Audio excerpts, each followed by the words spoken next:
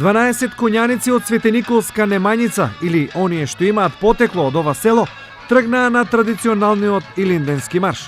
Во наредните 4 дена тие ќе поминат 200 километри на пат до Крушево. Традиционално патот до легендарното Крушево на нив им го благословија свештениците, кои одржаа молебден за лесен и среќен пат.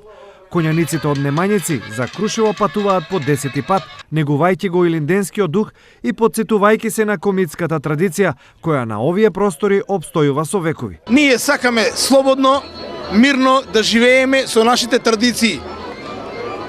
Овие добри луѓе кои што патуваат до Крушево ја праќаат пораката до центрите каде што некои сакаат или не сакаат да ја слушаат нашата порака.